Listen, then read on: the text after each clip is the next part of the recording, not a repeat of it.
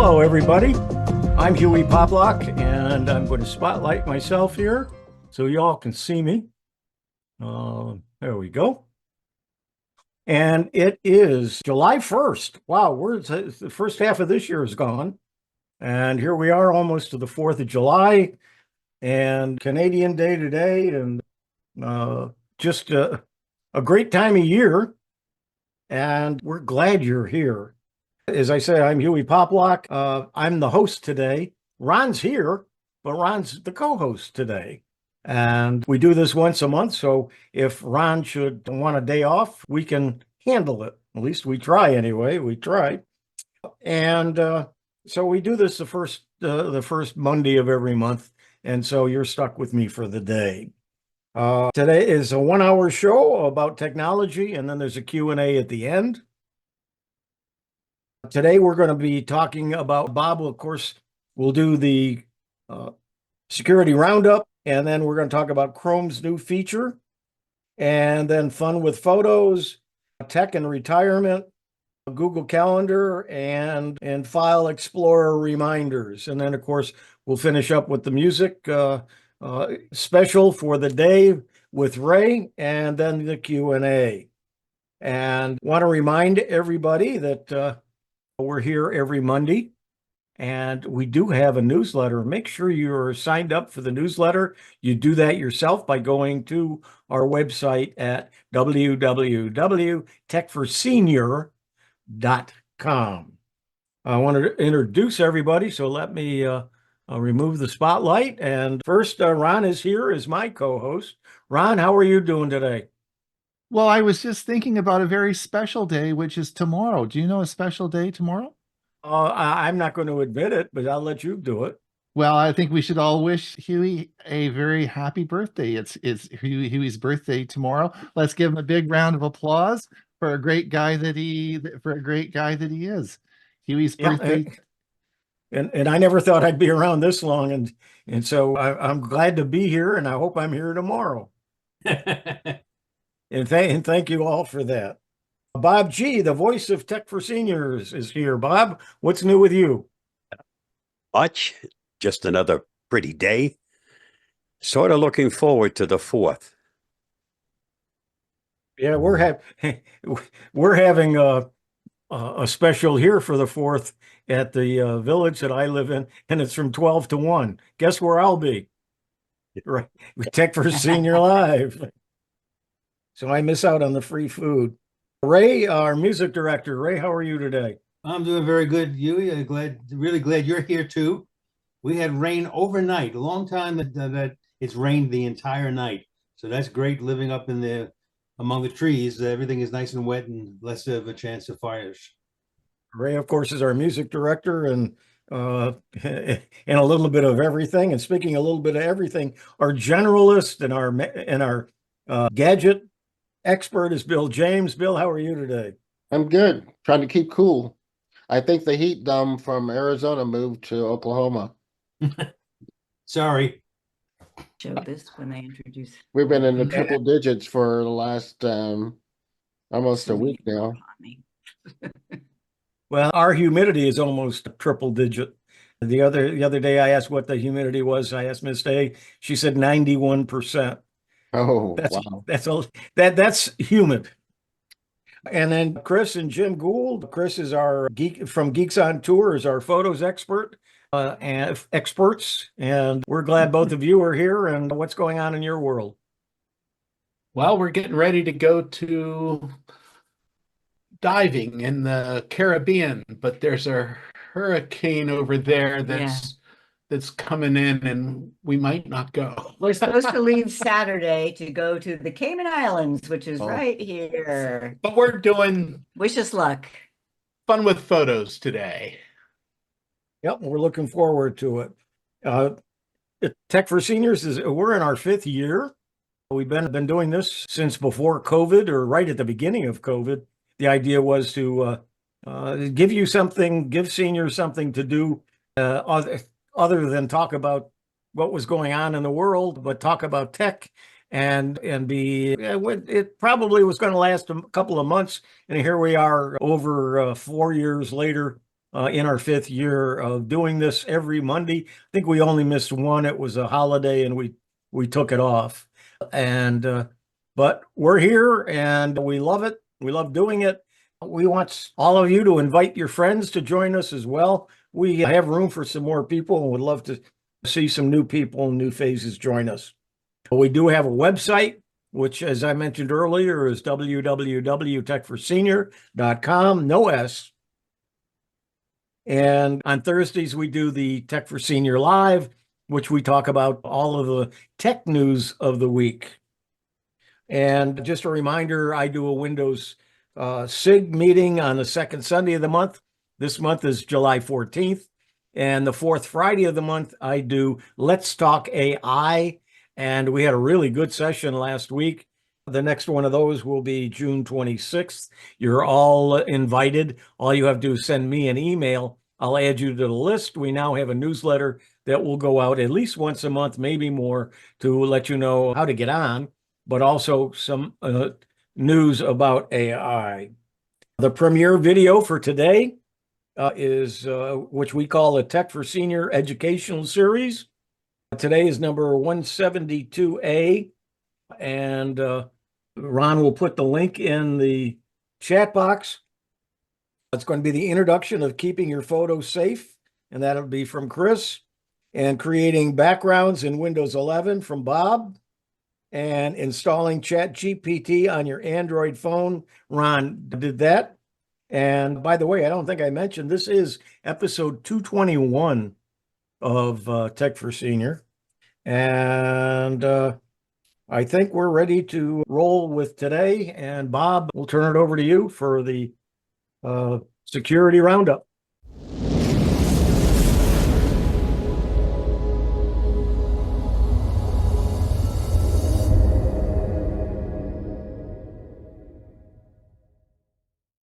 Here is my security news roundup for the week ending June 28th, 2024. U.S. Treasury sanctions 12 Kaspersky executives amid software ban. The U.S. Department of the Treasury's Office of Foreign Assets Control imposed sanctions against a dozen individuals serving executive and senior leadership roles at Kaspersky Lab, a day after the Russian company was banned by the Commerce Department. The move underscores our commitment to ensure the integrity of our cyber domain and to protect our citizens against malicious cyber threats. Undersecretary of the Treasury for Terrorism and Financial Intelligence Brian E. Nelson said, "The sanctions, however, do not extend to Kaspersky Lab, its parent or subsidiary companies, nor the company's founder and chief executive officer, CEO Eugene Kaspersky," OFAC noted. Read more at thehackernews.com. Multiple threat actors deploy open-source Rafael RAT to target Android devices. Multiple threat actors, including cyber espionage groups, are employing an open-source Android remote administration tool called Rafael RAT to meet their operational objectives by masquerading it as Instagram, WhatsApp, and various e-commerce and antivirus apps. It provides malicious actors with a powerful toolkit for remote administration and control, enabling a range of malicious activities from data theft to device manipulation, Check Point said in an analysis published last week. It boasts a wide range of features, such as the ability to wipe SD cards, delete call logs, siphon notifications, and even act as a ransomware. Read more at thehackernews.com. WikiLeaks' Julian Assange, released from UK prison, heads to Australia. WikiLeaks founder Julian Assange has been freed in the UK and has departed the country after serving more than 5 years in a maximum security prison at Belmarsh for what was described by the US government as the largest compromises of classified information in its history. Capping off a 14-year legal saga, Assange, 52, pleaded guilty to one criminal count of conspiring to obtain and disclose classified U.S. national defense documents. He is due to be sentenced to 62 months of time already served in the Pacific island of Sabian later this week. When you're a whistleblower, be careful whose whistle you're blowing. Read more at 𝕙𝕗𝕉𝕗.com. Major labels sue AI firms Suno and ℸ𝕝𝕒𝕒 for alleged copyright infringements. The three major music companies filed lawsuits against AI music firms Suno and ℸ𝕝𝕒 on Monday, alleging the widespread infringement of copyright sound recordings at an almost unimaginable scale. The lawsuits, spearheaded by the Recording Industry Association of America, arrived 4 days after Billboard first reported the news that the labels were seriously considering legal action against the two startups. This is an interesting case pitting AI's creative ability against the powerful arm of the RIAA. Can AI truly be creative, or is it just a thief? Read more at billboard.com. Latest Windows update patches critical Wi-Fi vulnerability. Windows updates don't just exist to annoy you and make you reboot your computer twice as often as you normally would. They often include some very important stuff. This week's update has a critical patch for a known Wi-Fi vulnerability, which Microsoft rates as an 8.8 out of 10 in terms of danger. So go ahead and spin up Windows Update sooner rather than later. As the Register reports, the CVE 2024-30078 bug fix prevents remote code execution. That means running scary stuff on your PC from somewhere else via a Wi-Fi driver. Read more at PCWorld.com. Apple patches AirPods Bluetooth vulnerability that could allow eavesdropping. Apple has released a firmware update for AirPods that could allow a malicious actor to gain access to the headphones in an unauthorized manner. Tracked as CVE 2024-27867, this authentication issue affects AirPods second generation and later, AirPods Pro, all models, AirPods Max, Power Beats Pro, and Beats Fit Pro. When your headphones are seeking a connection request to one of your previously paired devices, an attacker in Bluetooth range might be able to spoof the intended source device and gain access to your headphones, Apple said in a Tuesday advisory. Patch ASAP. Read more at 𝕙𝕗𝕉𝕗.com. Exploit attempts recorded against new MOVEit transfer vulnerability. Patch ASAP. A newly disclosed critical security flaw impacting Progress Software MOVEit transfer is already seeing exploitation attempts in the wild shortly after details of the bug were publicly disclosed. The vulnerability, tracked as CVE 2024-5806 with a CVSS score of 9.1, concerns an authentication bypass that impacts several versions. Improper authentication vulnerability in Progress MOVEit transfer SFTP module can lead to authentication bypass, the company said in an advisory released Tuesday.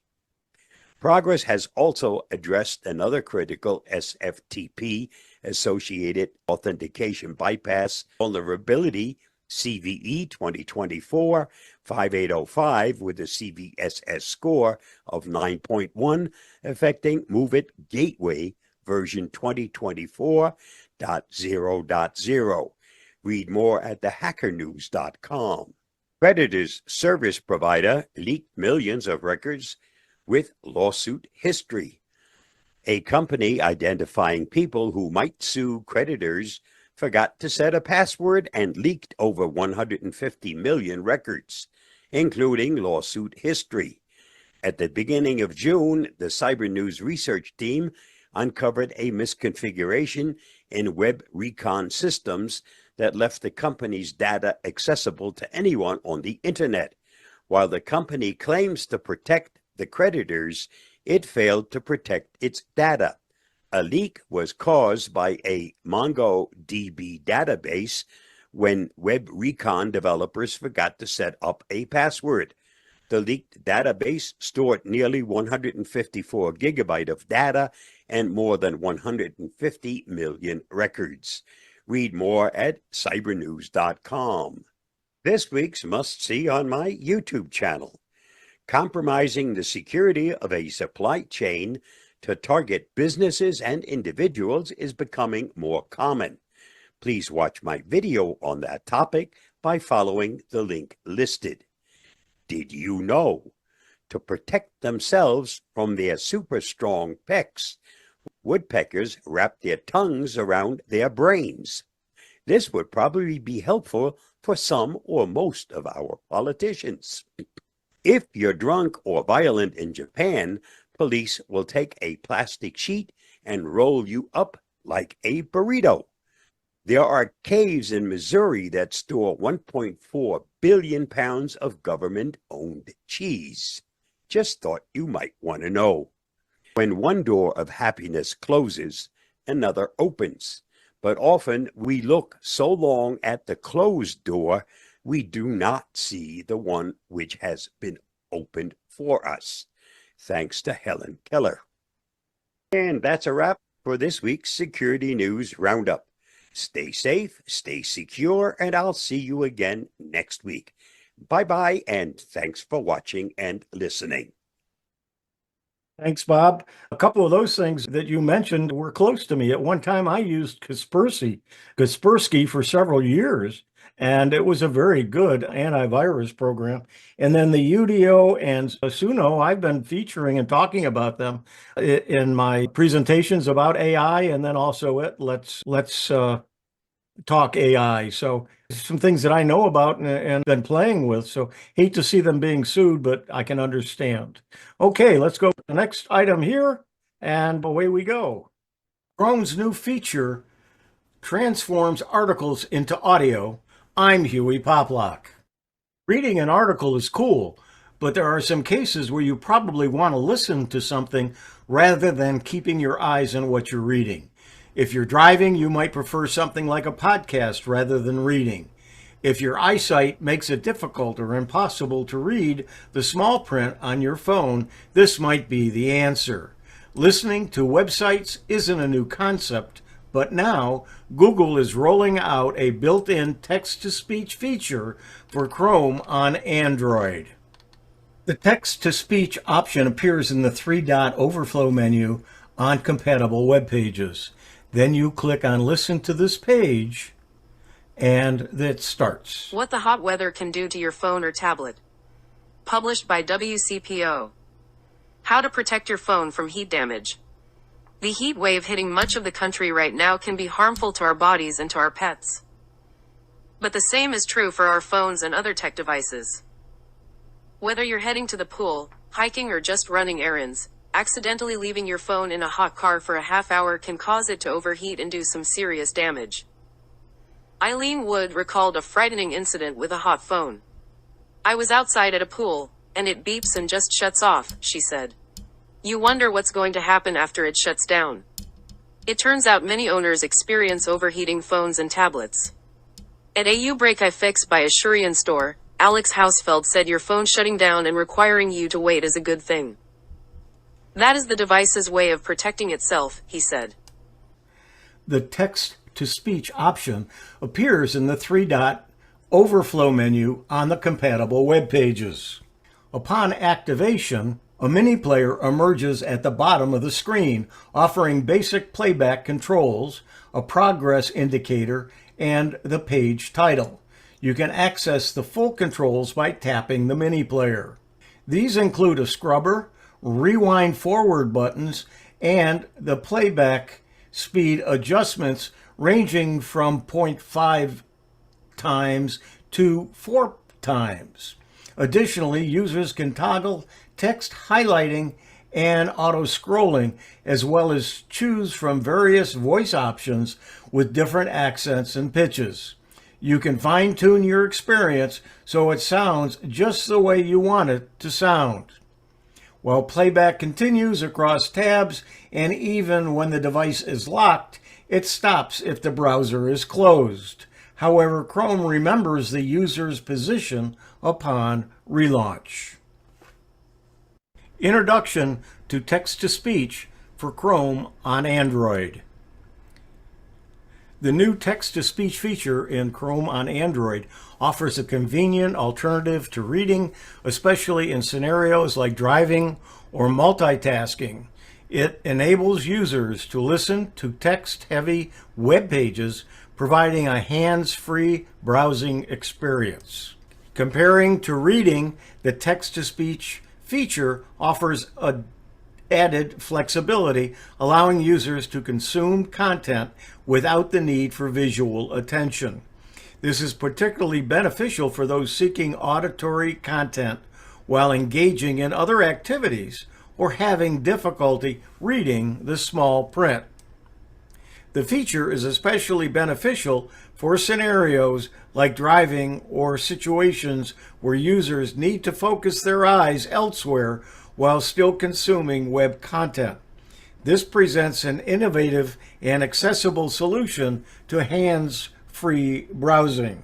Supporting multitasking scenarios, the Listen to This Page feature enables users to efficiently manage their tasks while keeping up with web content, ultimately enhancing productivity and accessibility in diverse settings. The Listen to This Page feature in Chrome on Android reads text-heavy web pages aloud, offering a practical solution for users who prefer auditory content consumption.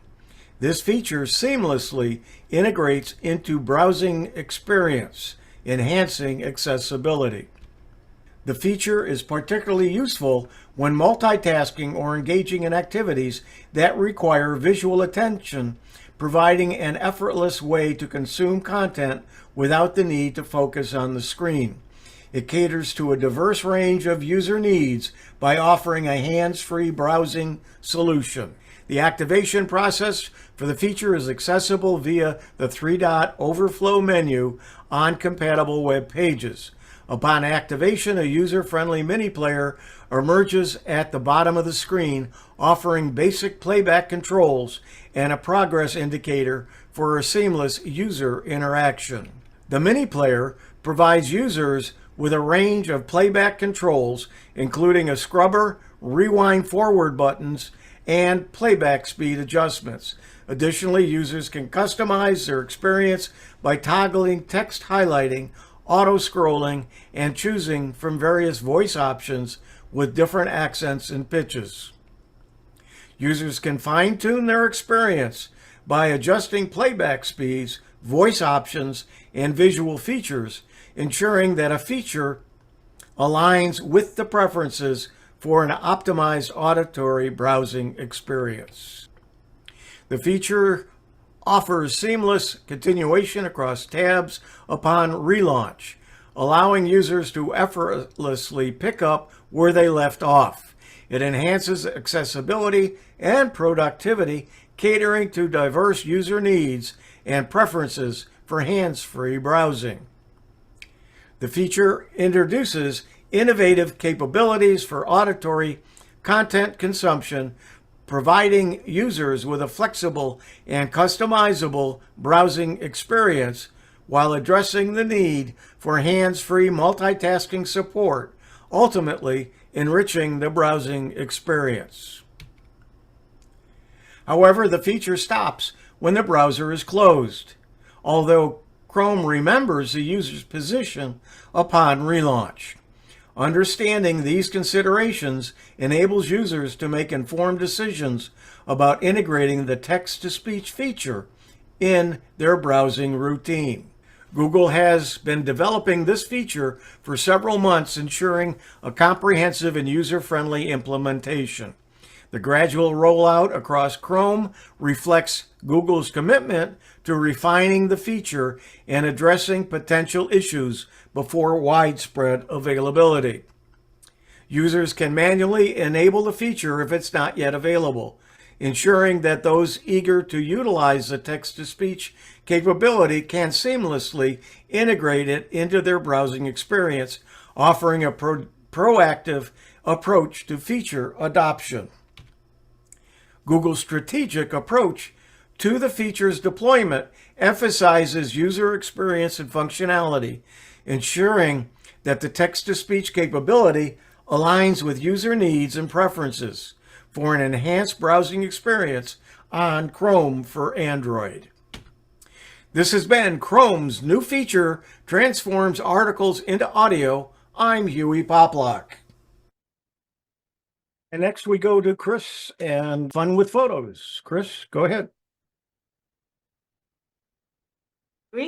And Tech for Senior. Yes, Fun with Photos. Today, I'm going to be talking about two things. YouTube, just for a minute to talk to you if you don't have a YouTube channel. And then if you do, or even not, I'm going to show you Canva to create a thumbnail for a YouTube video. Canva can do all sorts of things, but I'm just using the YouTube thumbnail as an example to show you Canva. So YouTube, some people might think, why should I have a YouTube channel? You could have a YouTube channel just for personal videos like weddings and birthdays and travels. You can have hour-long videos uploaded to your YouTube channel for free. And they don't have to be public. You can make them private or unlisted. YouTube is a great place to store your videos. And if you do have a special talent or interest that you would like to share with the world, YouTube is a great place for that.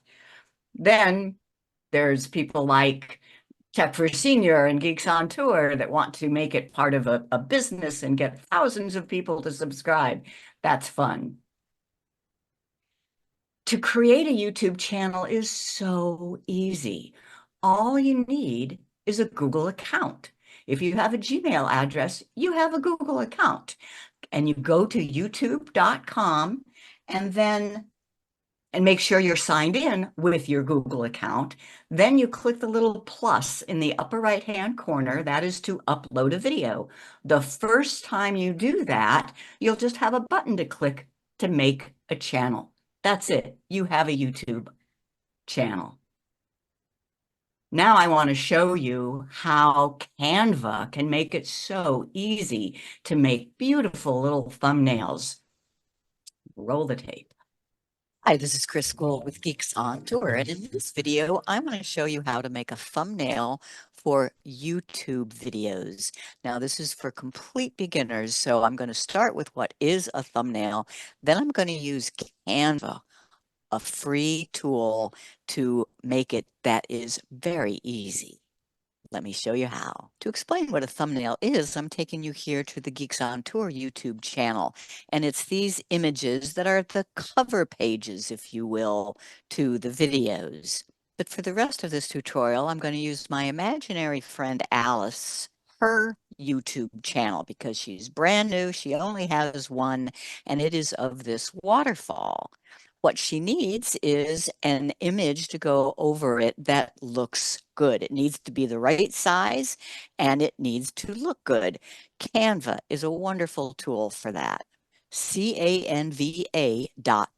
It's completely web-based and you can sign up for free. And I recommend that you just continue with Google. You don't need to make a new username and password just for Canva. At least that's what Alice did. So here's what Canva looks like after Alice signing in. You can make any kind of image using Canva. So you got to get good at search. We want to do a YouTube thumbnail and we want a template because we're going to make our own. And I press enter to see all the YouTube thumbnail templates. Now, her video is about waterfalls, and she's going to make a series of waterfalls. So I want to find a template that appeals to me regarding nature and waterfalls. How about this one? Now it says how to practice meditation, but we're going to change that. We're going to customize this template. One thing I want you to notice, since it is strictly web-based, every time you do something in Canva, it opens up a new tab up here. So that's how it works. You don't go back to the home. Here are the different things where I have just been. This is the template that we are working on. And first of all, I'm going to change the name. So Alice's Waterfalls. Okay. And I'm going to change these words. So I like the text fine. It just needs to say something different. So I just selected those words and I typed over them. Where to find and waterfalls. Okay, so far so good. Now I need this main image to be of a waterfall. Well, Canva has all sorts of images. You click on elements. We have recently used lines and shapes. I want a photo. So I click on see all and then I search for waterfall and press enter. There's a bunch of them. Notice these little crowns. That you can only use that if you are paying for the pro version. But I see this one doesn't have a crown, so I'll just drag that over. And notice how it will snap in there and replace the existing one if you position it just right. So far, so good. But now I need to have something identifying Alice as the owner of this. So I want to put her face in a circle down here. To put a photo in a circle, that's called a frame. So I go back to elements and frames and see all sorts of different shapes of frames. I just want a simple circle. You drag that over. And now I want to put her face in there. Well, I don't have a picture of Alice, so I'm going to just find a woman's face in the photos. I'll search for woman. And once again, you can't use the ones with the crown. Let's use this woman here. And when you put her into the circle, notice how it is framed within that circle. And I want it to be a little smaller. Now I want some text. So that's this button over here and all sorts of different kinds of text. Once again, stay away from the crowns unless you're going to start paying. And yeah, I kind of like this one. So I just clicked on it and it put it in my image. Now I have to size it. I want it to be under her. And I'll double click to select good and type in Alice's, and this is Alice's Adventures. Uh-oh, it didn't fit. And and this is a group. So when I resize it, it doesn't change the frame size. What I have to do is ungroup so that Adventures is separate from Alice's. Now I can click on Adventures and I can change the width so that Adventures fits, put it wherever I want. I like it.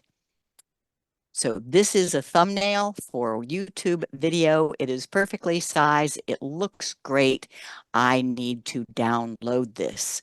Click on share and download.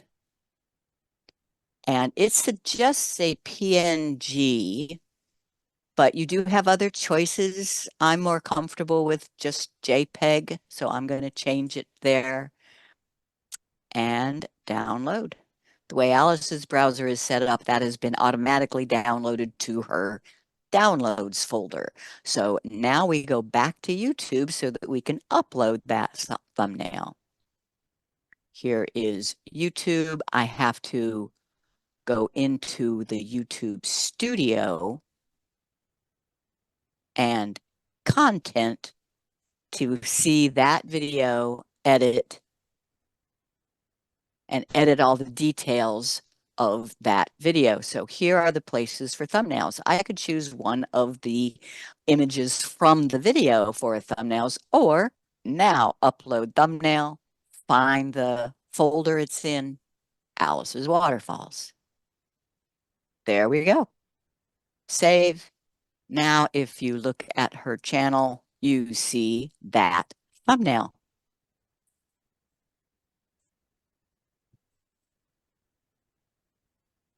That's just one example of what Canva can do. I love it. It makes such professional looking images. It can make your business cards.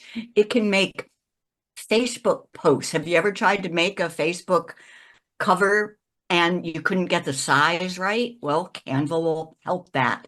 It can even make t-shirts, and it will do the printing for you. Usually, if you go to a printer, you need to get 1,000 business cards. What if you just want 100? Canva will do the printing for you. You can get 50 business cards for $16. You can even print your design on a t-shirt and get one t-shirt for $25. Check it out. Canva for all your graphic needs. I'm Chris with Geeks on Tour. Yeah, there's so many things that Canva can do and do well. So it's a program, and most of it you can do free. So by all means, it is a program that you should think about using and try. And many of us are retired, so let's see what we can do with that and tech. So give me a second. And tech and retirement. A new era of aging. I'm Hewie Poplock. Hey everyone, I'm here to talk about something that's close to my heart, how modern technology is revolutionizing retirement living. It's a topic that's gaining traction as more and more retirees like you, or perhaps your loved ones, are looking to age comfortably at home rather than in nursing homes. With the internet and smartphones becoming a staple in our daily lives, it's no surprise that today's retirees are embracing these tools to make aging in place not just possible, but also enjoyable. I mean, who knew that one day video calls on Zoom or health monitoring could be so vital? During the pandemic, the need for connectivity became more apparent than ever. It was during this time that many older adults found a new appreciation for tech, using it to stay safe and connected with family and friends. It's incredible how technology has opened up new ways for retirees to manage their health, maintain social contacts, and even keep up with their hobbies and interests from the comfort of their homes. Now let's talk gadgets and innovations, from smart homes that let you control lights, temperature, and security remotely, to virtual reality experiences that can take you to Paris without leaving your living room. The possibilities are endless. And let's not forget about robotic pets. These aren't your average furry friends, but they offer companionship and joy to those who may need it. But it's not just about comfort. Safety is a huge aspect of technology in retirement. Imagine wearable devices that can alert someone if you fall, or systems that remind you when it's time to take your medication. It's about creating an environment where you can stay independent and active with every need just a click away. The future looks bright too. We're talking about advancements like robotic assistants for daily tasks, and even more immersive virtual reality applications that could greatly benefit those with dementia. The goal here is clear: to help retirees like yourself stay in your homes, live safely, and enjoy life without limitations. So whether you're tech savvy or just getting started, there's no denying the impact technology has on retirement living. It's truly transforming how we think about aging, making it a phase of life to look forward to with excitement rather than uncertainty. Stay tuned, stay techie, and most importantly, stay happy in your golden years. Thanks for listening.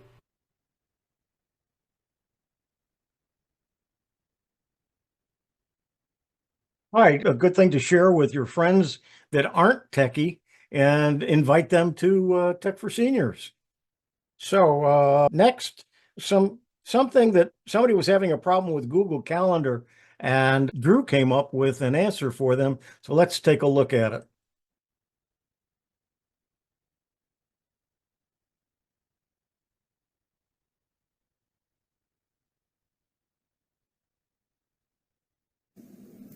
Hi, this is a video to explain how on a Samsung phone to change the audio notification settings for calendar entries so that when a calendar appointment is showing already, it will not do a simple little beep.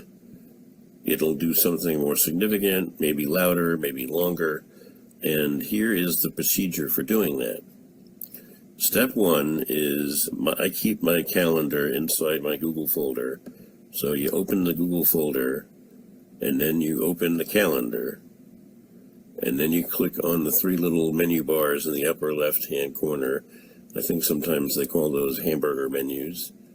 You click on that, and then you scroll all the way to the very bottom until you see settings. Click on settings, then click on general, the very first menu option, and then scroll down and you'll see an option for calendar notifications. And if you click on calendar notifications, it will have an option here to have sound. And by default, it's usually just a little tone. And if I click on this, it brings up a menu and it asks me if I want to complete the action using my file manager or the sound picker. Be careful not to click on the always button, because then you're not going to be able to pick between these two. This icon right here that you see in green that says sound picker, I'm going to choose this first.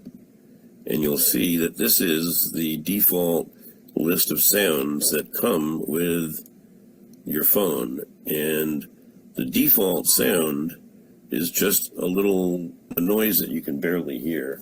I'm going to have my phone near here and we'll see if you can hear it or not. It's very minimal. What you can do is look through the choices of other sounds that they have and see if one is more to your liking. I've learned that testing some of these, and you can also change the notification sound volume. If my volume is not up all the way, maybe your volume is not up all the way either, so you can change the volume and make it go up all the way. Secondly, or next, the length of sound of these notifications are pretty much all very, very short. If you want one smaller, what I would recommend that you do is choose a sound and then go to your file manager just once and choose an audio file. I downloaded a file from the internet, just an MP3 file, and it's too long. It's a whole song. What you want to do is find or choose an MP3 audio file that you want to use, and perhaps it's a song. And then I would load the program, the free program Audacity, to edit that file and make it 5 or 10 seconds long, or however long you want it, the notification to play. By default, it's going to play for about 30 seconds or more if the file is just a long file. So please check out MP3 audio files. There are free sites that you can download some MP3 music files from and edit it with Audacity. And then you'll be able to have notification sounds that are as loud as you want them to be and for as long as you want them to be, and have them be a unique sound that you will be able to identify even if you're not in the same room.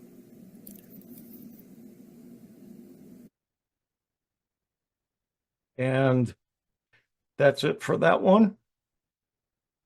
One of the things I did on my phone is for my main ring, I wanted something loud enough that I could hear it, even if it was in my pocket. And so I downloaded a song that was a strong musical one.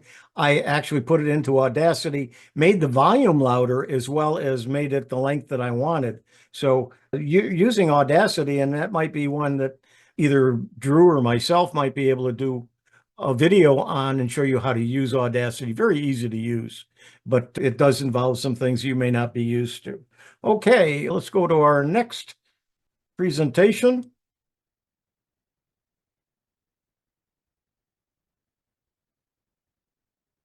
This is a reminder of some of the things that you can do with File Explorer for Windows. So let's go ahead and take a look. File Explorer reminders. I'm Hewie Poplock. The File Explorer in Windows 11 operates similarly to previous versions, with visible changes to align with the visual updates of Windows 11 and the addition of new features, such as tabs. Despite these changes, the core functionality of File Explorer remains largely unchanged.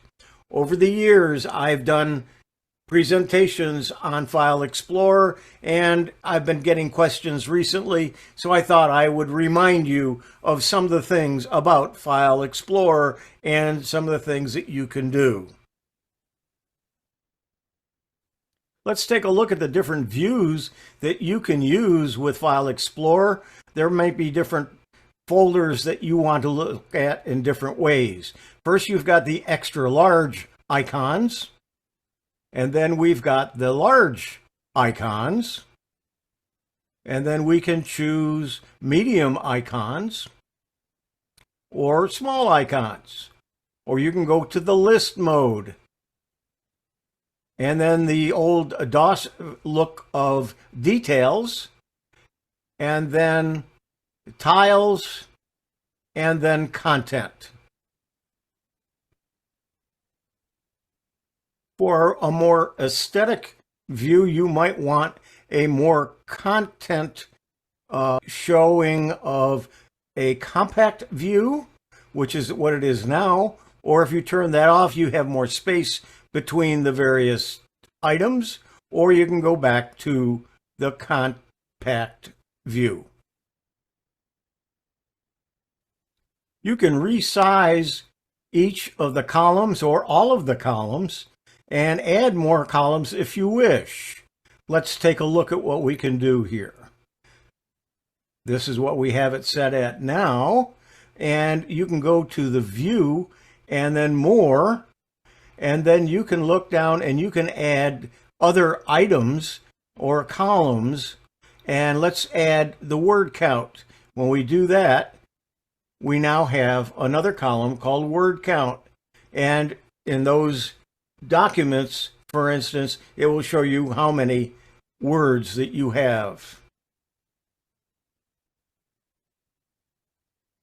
Something that you may not be using that you should be familiar with is the preview pane and the detail pane. And let's right now take a look. We have the preview pane set, so we'll take a look at the preview pane first. And by going over to the right, we click on the preview, and you'll see a preview of each of the items as you click on them. The JPEGs will be showing you the pictures on the right. If it's a PowerPoint, it will show you a preview of the PowerPoint, and you can actually go through the slides from that preview. But however, when you get to a text, it says this file can't be previewed. There's no previewer for text files or for PDF files. So I did some research, tried to find out if there's any way you can use them. At this point, the only way you might be able to do that is with changes to the Windows registry, and I don't recommend that at all. Taking a look at the details pane, we're now going to click on it, and we will see each of the items. You'll see a picture maybe, and details about that particular item. These are information about the various JPEGs. You'll see that there's different amount of information depending upon what's available for each of the items. For the PowerPoint, it does give you some more information. It tells you how many slides there are and so on. Under the JPEGs, it tells you different items about how that picture was taken. On the text files, it will give you some information. It doesn't, again, show you a picture of the item itself, but for Word, it will give you some items, who the person who saved it, and so on. And then for PDF, it will give you a small rendition of what the page looks like, and then some information on that PDF as well. This has been File Explorer Reminders. I'm Hewie Poplock. One of the things I found out after I did that video is if you have the Windows and you have a mouse that has a little scroll wheel, if you hold the control down and use the scroll, it will go through all the different views and you can pick which one you want quite quickly. Okay, at this point, we want to thank everybody who has joined us from YouTube. We'll be closing off the YouTube. If you want to join us for the music and for the Q&A, you're welcome to sign into the Zoom meeting. And we've now severed the people from YouTube, so we're ready for the music and turn it over to Ray Baxter. Okay, thank you, Hewie. Severed, that sounds serious. All right, hopefully I can do the again with one screen.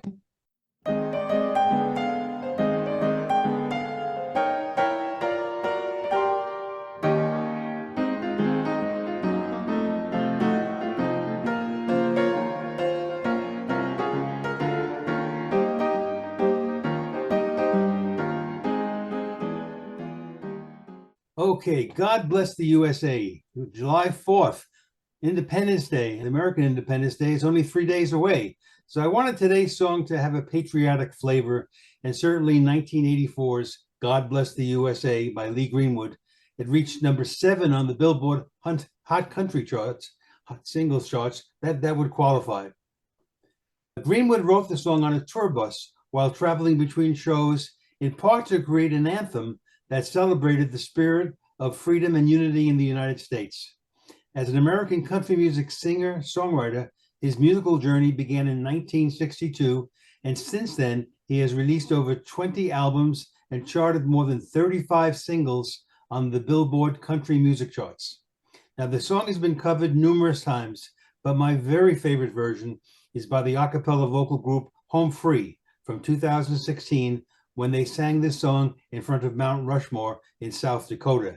Now, Home Free gained national recognition when they won the 4th season of The Sing-Off on NBC in 2013. This victory gave them a $100,000 first prize and a recording contract with Sony. These talented vocalists continue to captivate audiences with a unique blend of country music and a cappella harmonies. Now, today's video has Lee Greenwood and Home Free teaming up with the Singing Sergeants from the United States Air Force Band to create a new rendition of what has become an iconic song. And thanks to today's technology, all the singers are physically in 4 different locations, but we get to hear them as if they were in the same room. Wow. July 4th. Very good, Ray. Yeah, picked a good one. And it just fit in with the right time of the year. Thank you very much. All right, with that, we're going to move over to our Q&A and comments, and hopefully some good discussions. Do we have a hand up? We do. Drew, go ahead. I have a couple of comments. One, with your file manager presentation, there is a tool, for those of you who may not know, that comes with Microsoft Power Tools or Power Toys called Peek. And if you're in File Manager and you highlight, for example, a JPEG file, a text file, a PDF file, it doesn't matter what it is, you can peek at that file very quickly and easily by pressing the Control key and the space bar. So if you're in File Manager and you have a PDF and it does not show you a preview, Control Spacebar will show you a preview of that PDF file for you. As long as you have that Power Toy installed Yes. and running in the background, yes. Good, thank you. Murray, you have your hand up next. Just a second here.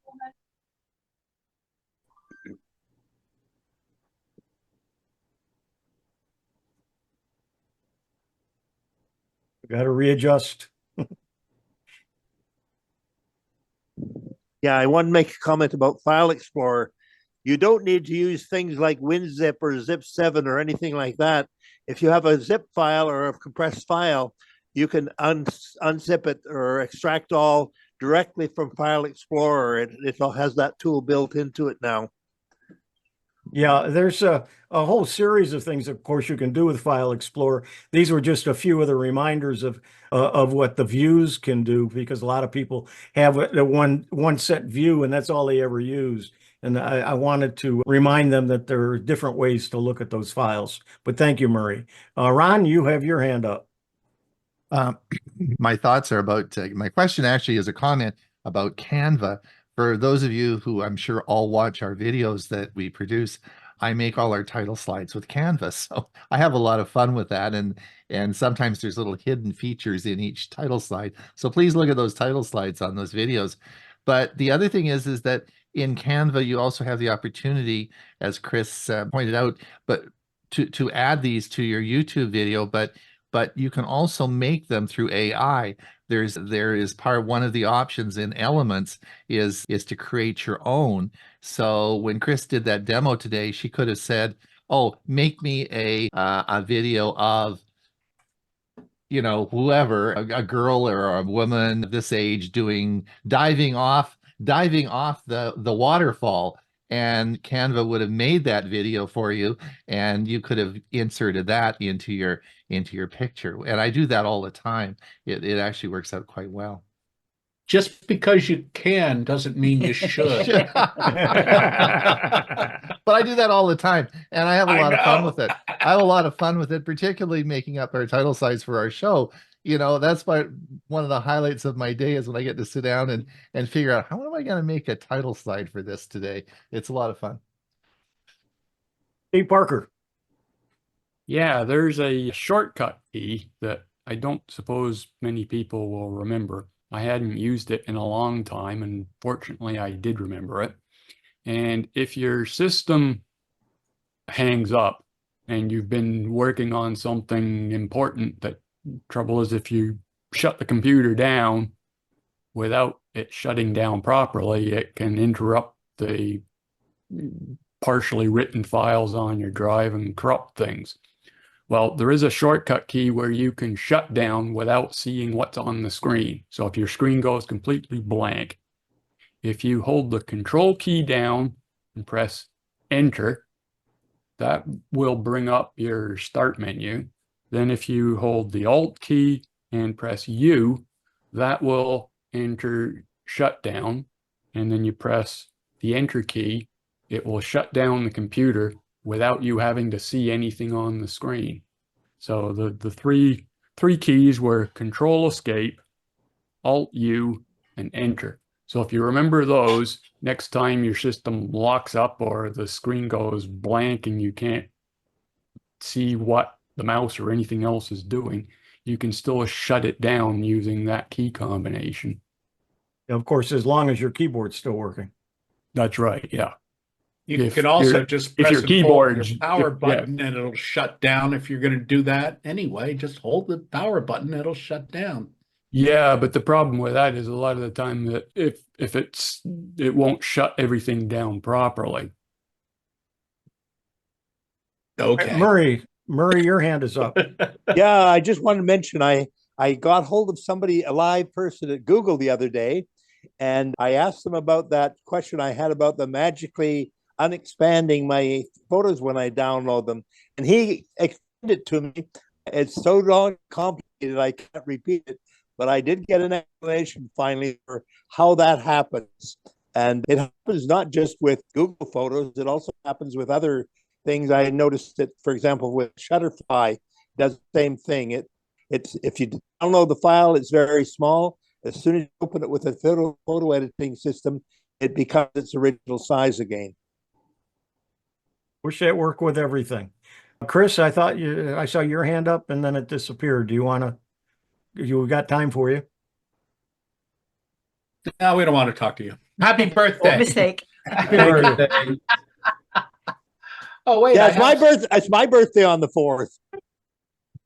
Very good. Happy birthday to you as well. Any other questions, comments? Ron? You're muted. Even Ron gets muted. There we go. I had a question for Chris, and it was to do. There was a couple of articles this week that came out, and it had to do with a new camera app that was now available for Android. Was it Black Magic or Black? I can't remember what it was. And this was an advanced camera app that was now available for Android, and it could do a lot more things than the basic camera app, even the one that comes on our Pixel phones. And I thought it was Black Magic. I have to go back and look. Have you heard about that? Do you have any comments about what I'm talking about? No, I saw the headline, but I didn't read it, and I have never used. I don't know what app that is. Okay. Sorry. Okay. I thought you knew everything. Well, between all of us, the sum of the parts is equal to the whole. Any other comments? Did anybody learn anything today? Bill, you've got your hand up.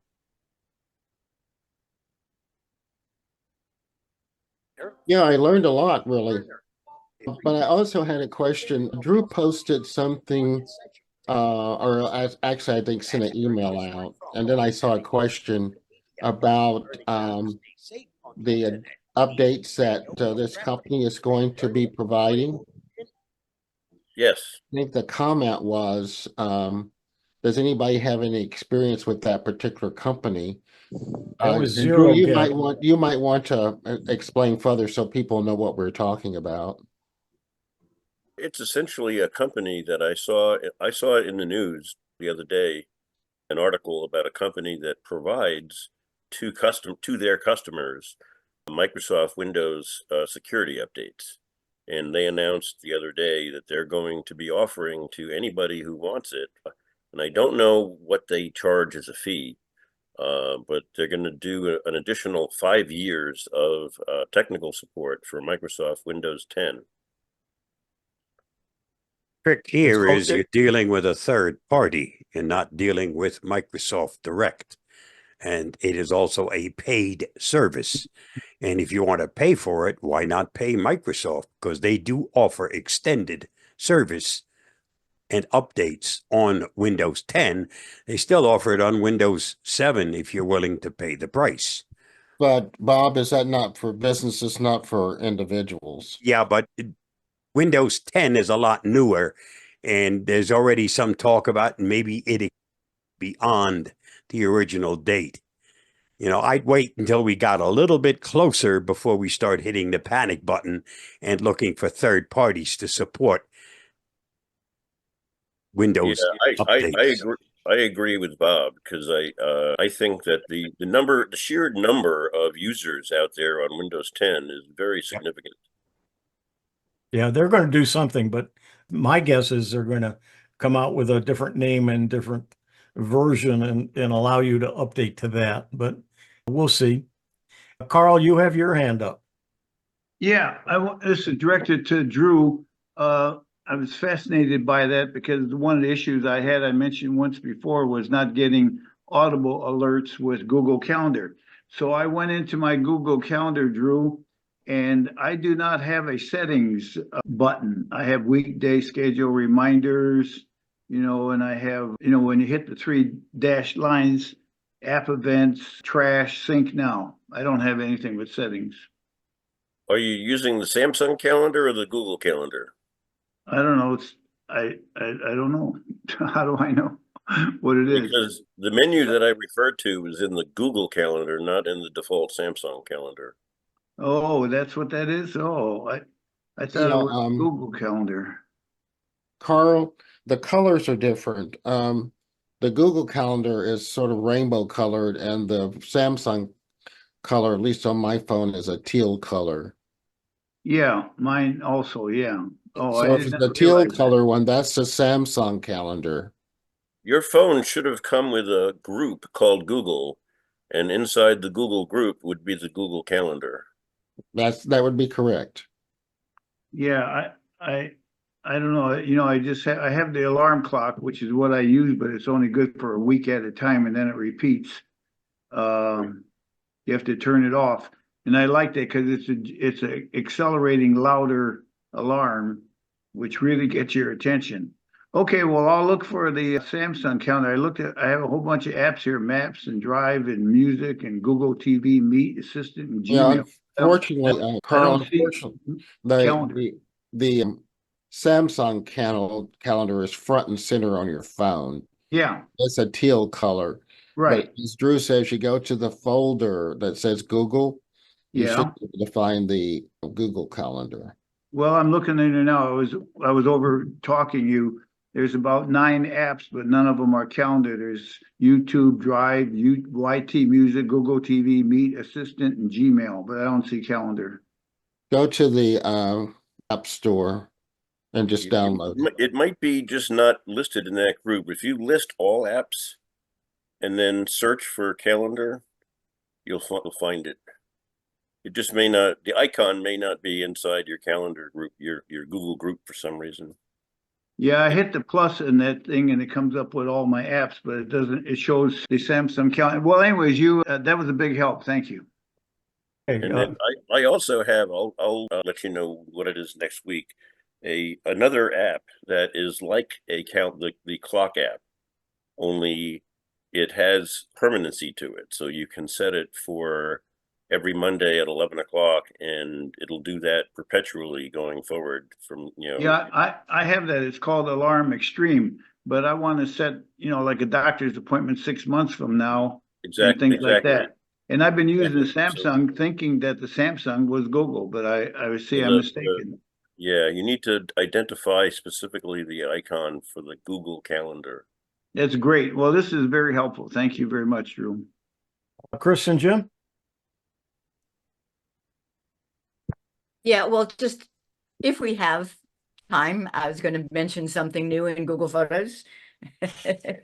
If you Go ahead. have that the editing features that used to need a premium paid account are now available to everybody for free. So if you've been wanting to use Magic Eraser, but you couldn't because you were on the free version of Google Photos, you can now. Great. That's good news. And you may also have a brand new feature with called Magic Editor, where in addition to removing something from your photo, you can actually move it. So if you took a picture of somebody jumping, you could make it look like they had jumped up 5 feet rather than just 5 inches. The other thing you can use it for is if you got 2 people and it makes the picture too wide, you can bring them closer together and then crop, and you got a much better picture. I took a picture of us, and she's pretty short. I don't know if you know. I just made her taller next to me in a picture. Nobody knew. On? Yeah. Question? Comment? You're muted. Just a question and comment. I sent Bob an email this week on exactly what Drew was talking about. It was a Windows 10 update service, which was a different one that Drew said. So I wonder how many of these are out there, like that's two now that we've talked about this week. And like, I was shocked that this company was going to be able to provide security updates on Windows 10. So, and that's why I sent it to Bob. And then when Drew came out with it and it was a different one, I thought, how many of these are around? So I guess we Oh, don't. it's the same. It's the same one, Ron. Oh, was it the same one? It's the same one. Yep. Oh, okay. I thought it was a different one. Anyway, I wanted to wish it on behalf of everybody on the show today, Hewie, just to summarize, we've had a lot of nice, I don't know if you'd be able to read the chat but a lot of people have said some very nice things about you in the chat. So be sure and save it. And so we all wanted to wish you a very happy birthday tomorrow. And thank you for doing a great show today. You've done an excellent job. I really enjoyed the show today. You've done a great job, and please have a happy birthday tomorrow. I'm not going to ask how old you are because it doesn't matter, right? Yeah, I'm an octogenarian +2. And I'm plus a few more than that. And I put in the chat what Magic is. It's free, open source, cross-platform. Yeah, just be careful. I Googled it, or I went into the Play Store and looked at Black Magic just now. It's amazing what you find under Black Magic. So be careful what you But install. the video editing one, though, is free, open source, cross-platform. It works under Linux, Mac, Windows, Android, and iOS. Okay, just be careful you get the right one, or you could Oh, be yeah, in for you a got to get shock. the right one. You could be in for a shock. Yeah, you want the right one. Okay, and our final question of the day from Stu. I have a question. How does Chris and Jim get this live background thing that they're doing? I use eCam. It's a software for studio. It's called eCam Live Studio. And I can put things, I can change. He's just pushing buttons. I'm just pushing buttons, and I can change things and put things up there and have all sorts of fun with it. So when we're looking at that water behind you, it looks like it's moving. Is that a live shot? That's a live webcam from, no, this is right out our window, man. This is a webcam, and I'm sharing the screen. So basically I'm sharing a Chrome window behind my set. Looks fantastic. Which is live, right? It is live, yes. It's happening right now. We see a boat going by there now. So. Yeah. The railroad bridge is down. You'll see a rail, either a tri-rail or a train go by occasionally, and then the bridge will go up and boats will go through. I used to boat on this waterway. I used to drive boats here. Is that the new river? Lauderdale. Is that the new river? Yes, New River, downtown Exactly. Fort Lauderdale. Exactly. Right there at what used to be, well, it's Pirates Republic restaurant, now. great place. Yeah, nice restaurant right below me here. That looks great anyway. So. Oh, it's a wonderful place. Yeah. We live in paradise. Ron? Just a final comment is you can do that with Zoom. If you see, I've just put an image up behind me now. The thing, Jim, that you can't do on Zoom is you can't run a video behind in Zoom. I don't think you can put. Yes, you can. Yeah, Yes, you Ron, can. Bob does it a Sure you lot. can. Yeah. Yep. Well, you can do a Sure video. can. Okay, so you Yep. can do it you can actually do it in Yeah, Zoom. but you're using Zoom's virtual camera to do that. And Right. if you move around, you get the different artifacts, and it's if you hold something up, you can't see it. And it can't be a live webcam Yeah. video. It's a static It has video. to be it has to be A saved video. A saved video in your but this I can do But anything. what Jim is doing, it can't be done in Zoom. Not now. No, and I don't expect it to be done in Zoom, but we like to have the fancy stuff because that's But you can. because I can. Exactly. I'm a geek. I can put this stuff up here behind What did you me just say? Just because you can just because I can. Yep. doesn't mean. Doesn't mean I should. Okay, on that note, everyone, thanks for joining us today. Don't forget Tech for Senior on Thursday. Next Monday, we'll be back here for another edition of Tech for Senior. And we're glad you joined us today. Be We're sure doing to go to our something channel. Wednesday. Wednesday? Yeah, we do, don't we? We got a Yeah. very important a meeting with the STUG group, the Sarasota Technology User Group, and I can't remember who the speaker is. Jim and Chris, maybe you can fill me in. Who is it? Yeah, it's going to be somebody we all know and love. Jim and Chris are going to be the speakers, and contact me if you need to have access. If you've been to one of the meetings, that means you're registered, and you should get a reminder probably tomorrow with the link. And if you need it, contact me and I'll make sure. No, I think you can go to thestug.org, and I think there's a button there you can sign up for the meeting. So with that, and I just got your presentation information, so I'll be putting that on the website later on. all right, everybody, thanks again. We'll see you next time. Bye-bye. All right, be safe. Bye.